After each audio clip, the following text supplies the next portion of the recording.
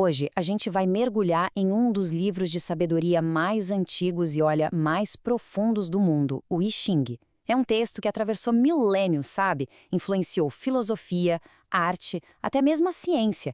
Então, vamos juntos desvendar essa sabedoria ancestral. Sabe, a primeira coisa que vem à mente de muita gente quando se fala de Xin é adivinhação, uma forma de prever o futuro. Mas e se o verdadeiro poder dele não for prever o que vai acontecer, mas sim iluminar com clareza o que está acontecendo, exatamente agora, dentro e fora da gente? Essa é a grande questão que vamos explorar aqui. Para a gente conseguir entender de verdade a filosofia do I Ching, o primeiríssimo passo é olhar para o nome dele. Porque na China antiga, o nome de algo não era só uma etiqueta, não.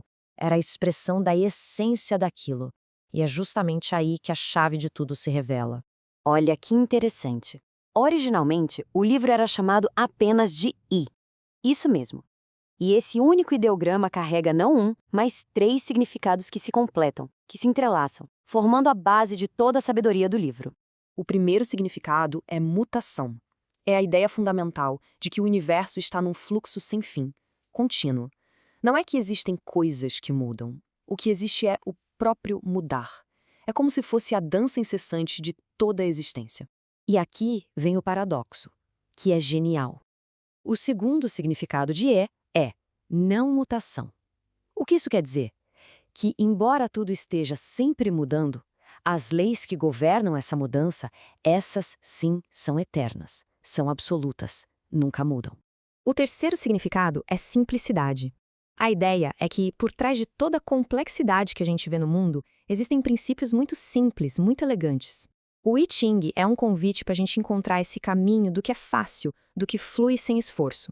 Pensa na água descendo a montanha. Ela contorna os obstáculos, sem lutar, até chegar ao seu destino. É isso.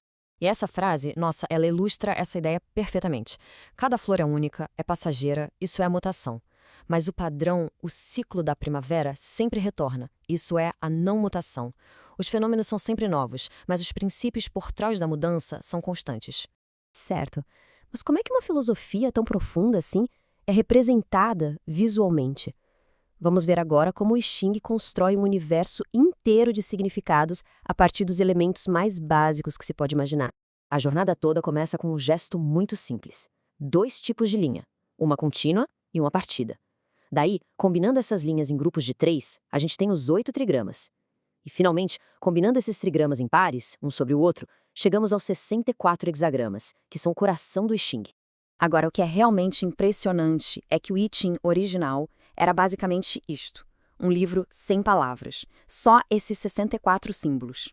Cada um deles era como um arquétipo, sabe? Uma situação fundamental da vida, um padrão de energia e mudança, que falava direto com a intuição. O livro que a gente conhece hoje, cheio de textos, de comentários, ele não apareceu do nada. Ele foi, na verdade, sendo tecido ao longo do tempo. Camada por camada de sabedoria foi sendo adicionada ao longo de séculos para ajudar a decifrar o significado daqueles símbolos originais. Essa história é fascinante. Primeiro vieram os símbolos puros, lá na Era Mítica. Milhares de anos depois, na dinastia Zhou, adicionaram textos para explicar o significado geral de cada hexagrama e de cada linha. E aí, séculos mais tarde, na época de Confúcio, surgiram as 10 asas, que são comentários filosóficos sobre tudo que veio antes. E essa metáfora zen, ela captura a essência de tudo isso. Os textos, os comentários, as explicações, tudo isso é como o dedo. São ferramentas, claro, muito preciosas, mas que servem só para apontar para a verdadeira sabedoria.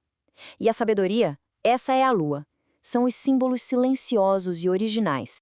Isso tudo nos traz de volta para o ponto de partida, não é? Para o uso mais famoso e talvez o mais mal compreendido do I Ching, o oráculo.